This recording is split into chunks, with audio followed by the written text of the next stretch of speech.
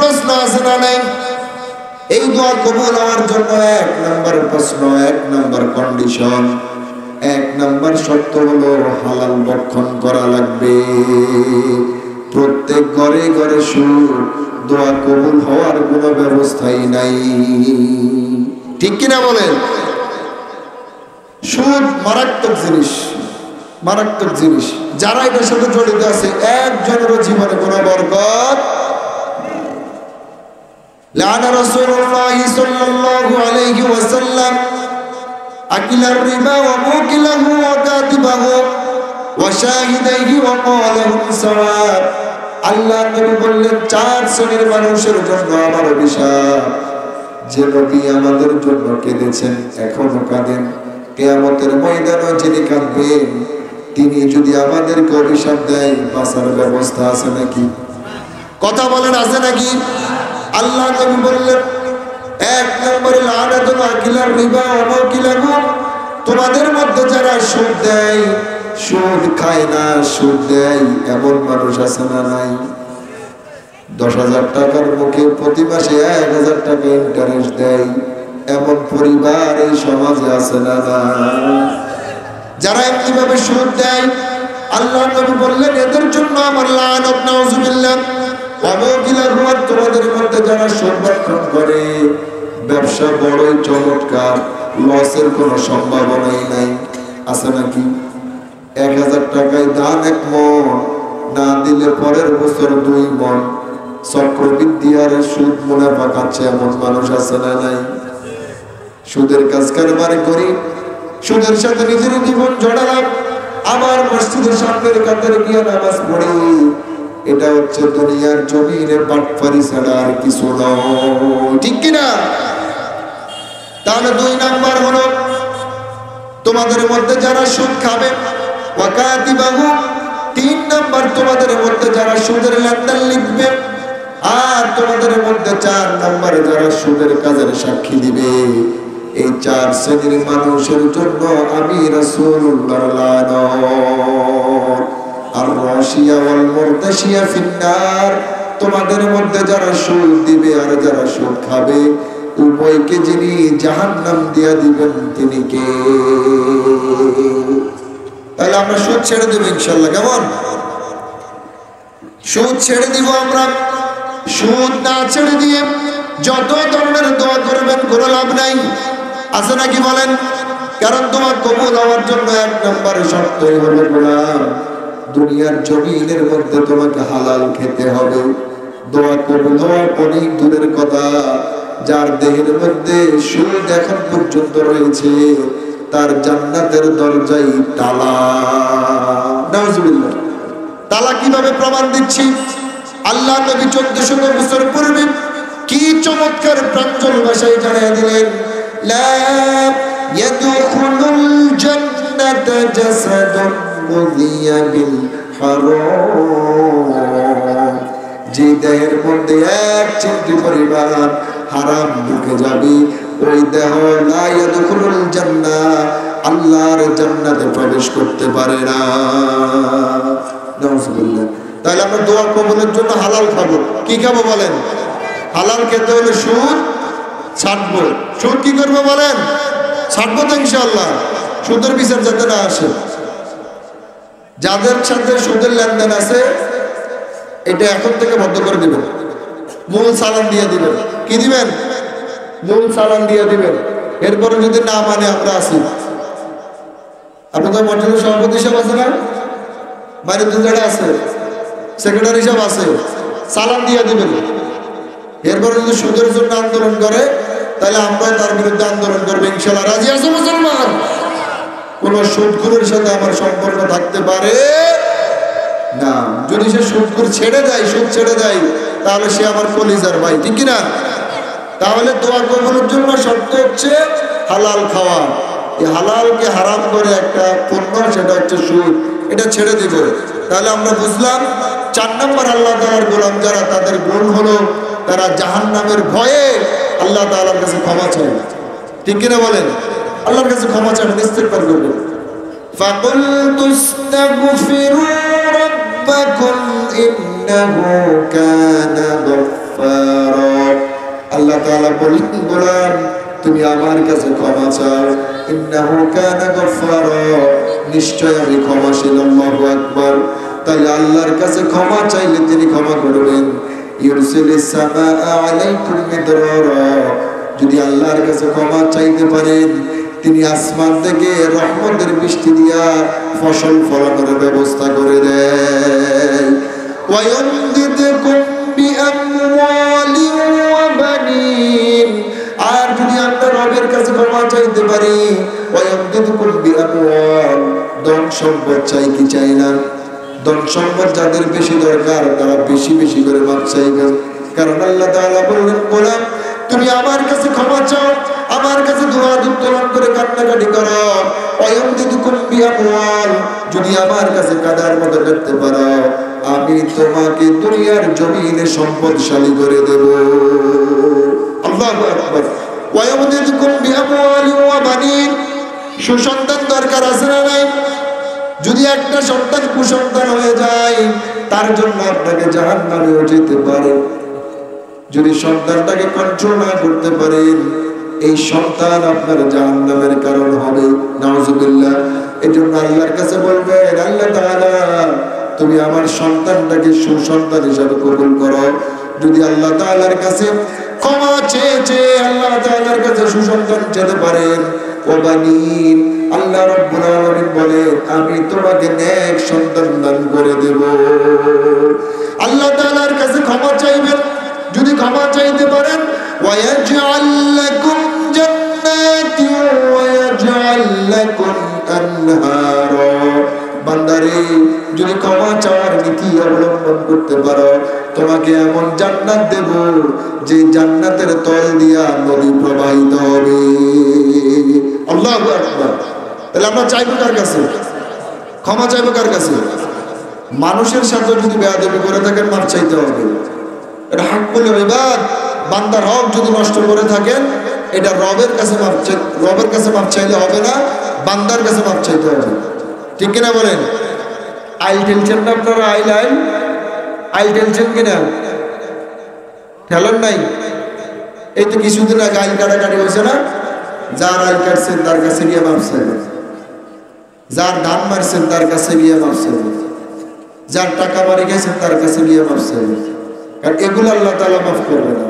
হাক্কুল ইবাদ, বান্দার হক আপনাকে মিটাই দিতে হবে, তাহলে আল্লাহ তাআলা তার নিজের হক মাফ করে দেবে ইনশাআল্লাহ। ঠিক কিনা বলেন? আপনি নামাজ পড়তে পারেন নাই, কাদার মতো কাঁদছেন, আল্লাহ তাআলা মাফ করে দিতে পারে। আরেকজনের টাকা যে পকেটে ঢুকাইছেন 2 নাম্বারি করে, এটার মাপ নেই, ওর কাছে গিয়ে মাফ চাইতে হবে।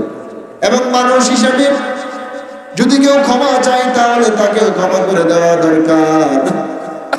আল্লাহ নবী বললেন, ইরহামু মান ফিল আরদি ইয়ারহামুকুম মান ফিস সামা, তুমি যদি দুনিয়ার মানুষের জন্য দয়া করতে পারো, আসমানের অধিপতি তোমার জন্য রহমতের দরজা খুলে দেয়।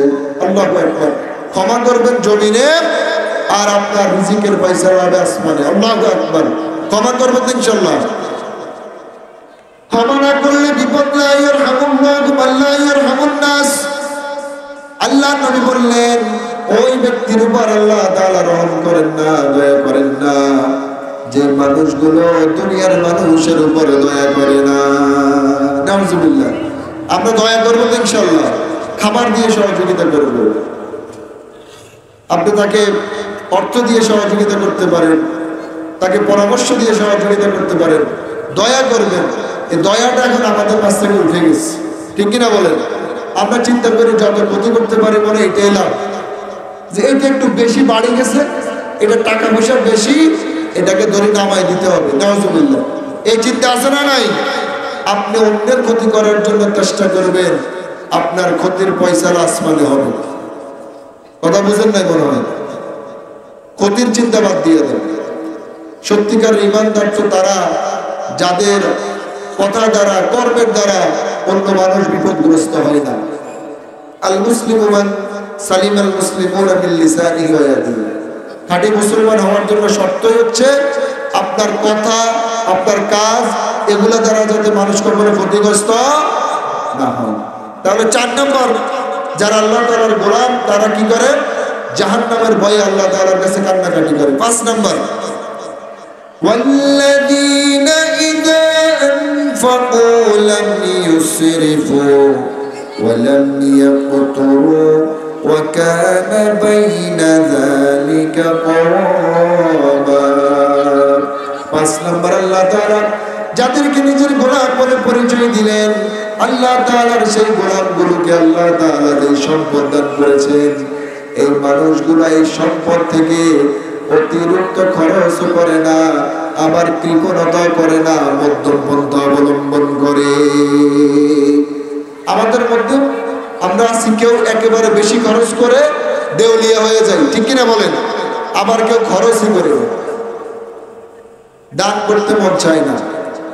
এটার মধ্যে দুনিয়ার মহব্বত ঢুকে গেছে। ফুলপুর দুনিয়ার সুরুল্লি কতিয়া, যার অন্তরের মধ্যে দুনিয়ার মহব্বত ঢুকবে তার ইহকাল পরকাল শেষ। নাউজুবিল্লাহ বলি। তাহলে আমরা খরচ করব, মধ্যম পন্থা অবলম্বন করব। আর যদি আমরা খরচ না করি, কৃপণতা করি, আপনার বিরুদ্ধে হাদিস চলে এসেছে, আল বাখিলু লা ইয়াদখুলুল জান্নাহ। যারা কৃপণতা করে, খরচ করে না, এই মানুষগুলো আল্লাহর জান্নাতে যেতে পারে না। নাউজুবিল্লাহ। আজকের হাদিস শোনার পরেও যারা কৃপণতা করবেন, তারা নিজেরা নিজ হাতে জান্নাতে তালা মারবেন, ঠিক কিনা বলেন? খরচ করবেন তো ইনশাআল্লাহ। ওয়ায়ামনাউনাল মাউন। ওই শ্রেণীর মানুষগুলো ধ্বংস যারা পরিবারের হাজত পূর্ণ করে না, পরিবারের সাবান নিতে বললে দেয় না, কাউকে কিছু ধার দিতে বললে দেয় না, নিষেধ করে। এরকম মানুষ আছে না নাই? এরা ধ্বংস। হালাত বরাত দিবেন, খরচ করবেন ইনশাআল্লাহ।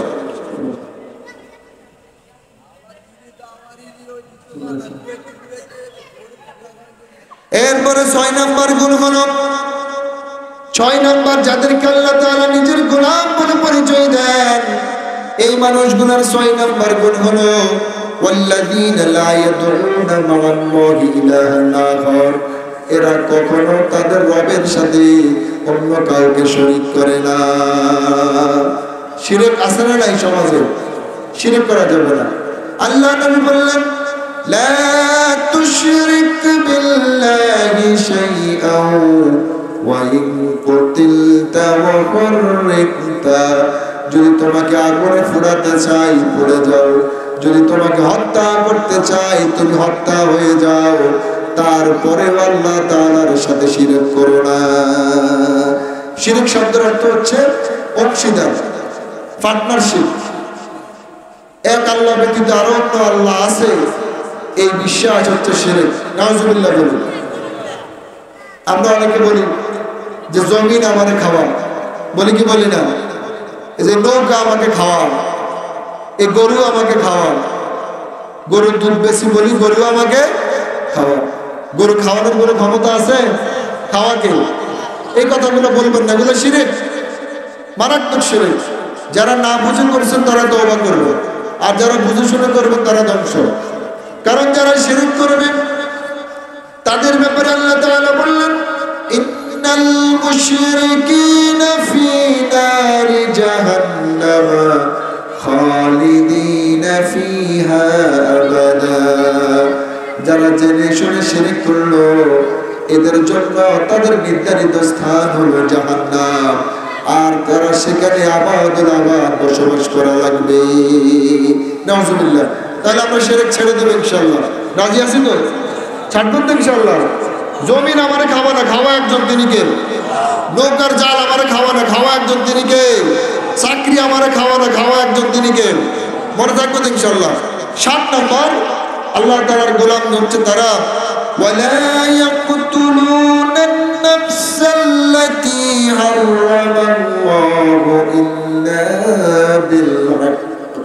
যারা আল্লাহ তাআলার গোলাম, এরা অন্যায়ভাবে দুনিয়ার কোন মানুষকে হত্যা করতে পারে না। হত্যা আছে না নাই? আছে না নাই? 8 সাল থেকে 24 সাল পর্যন্ত, জুলাই মাস পর্যন্ত হত্যার চূড়ান্ত স্টিমগুলো আমরা দেখছি কিনা বলেন? সাদা পোশাকে নিয়ে যায়, পরে বলে যে আমরা নিয়ে নেই। হত্যা আর হত্যা, এটা হত্যা করা যাবে না। যারা অন্যায়ভাবে হত্যা করে আল্লাহ তাআলা বলেন এরা আমার দলভুক্ত নয়, এরা আমার গোলাম নয়। তাহলে মানুষ হত্যা করে, টেলিভিশনে যত মায়া কান্না করে, এটা হচ্ছে আজাজিলের কাজ। কার কাজ? শয়তানের কাজ। কার কাজ বলেন? এই জন্য আমরা কখনো হত্যা করবো না ইনশাআল্লাহ। রাজি আছি তো মুসলমান? মান ক্বাতালা নাফসান বিগাইরি নাফসিন আও ফাসাদিন ফিল আরদি ফাকান্নামা ক্বাতালান নাস জামিয়া। আল্লাহ তাআলা বললেন, দুনিয়ার জমিনের মধ্যে যদি অন্যায়ভাবে একটা মাত্র মানুষকে কেউ হত্যা করলো, পৃথিবীর শুরু থেকে কিয়ামত পর্যন্ত যত মানুষ দুনিয়ার জমিনে আসবে, সকলকে হত্যা করলে যে গুনাহ, একজনকে অন্যায়ভাবে হত্যা করলে অনুরূপ গুনাহ। নাউজুবিল্লাহ। আপনি তো এমনি জান্নাত পেতে কষ্ট হয়ে যাচ্ছে, তার উপর পৃথিবীর সকল মানুষকে হত্যার দায়ভার যদি আপনার কাঁধে আসে, কিয়ামতের ময়দানে বাঁচার উপায় আছে নাকি? ওয়ামান আহইয়াহা ফাকান্নামা আহইয়ান নাস জামিয়া। আর কেউ যদি কেবলমাত্র শুধুমাত্র একজন মানুষের জীবনকে বাঁচাইয়া দেয়, তাহলে পৃথিবীর শুরু থেকে কিয়ামত পর্যন্ত যত মানুষ আসবে, প্রত্যেক মানুষকে বাঁচালে যেই সওয়াব, কেবলমাত্র একজনকে বাঁচালেই অনুরূপ সওয়াব আল্লাহ তাআলা দিয়া দেয়। তাহলে বাঁচানোর চেষ্টা করব, মারার নয়। মনে থাকবো ইনশাআল্লাহ। 7 নম্বর 6 নম্বর গুণ হলো, 8 নম্বর গুণ হলো ওয়ালা ইয়াজনুন। আল্লাহ তাআলার গোলাম যারা, তারা জিনা করে না। ওয়ালা তাকরাবুজ জিনা ইন্নাহু কানা ফাহিশাতান ওয়া সাআ সাবিলা। তোমরা জিনার ধারে কাছেও যায় না, এটা পৃথিবীর নিকৃষ্টতম একটা কাজ। চোখের জিনা আছে না নাই? জিহ্বার জিনা আছে না নাই? জিহ্বা কন্ট্রোল করবে। আল্লাহ রাসূল বলছেন, দুইটা জিনিস মানুষকে বেশি জাহান্নামে নিয়ে যাবে, একটা লজ্জাস্থান আর একটা হচ্ছে দুই সোয়াল, জিহ্বা। অন্যত্র বললেন, কেউ যদি তার লজ্জাস্থানের আর এই জিহ্বার নিশ্চয়তা দিতে পারে, আমি তার জান্নাতের জামিনদার হয়ে যাব। সুবহানাল্লাহ। জিনা থেকে দূরে থাকতে হবে।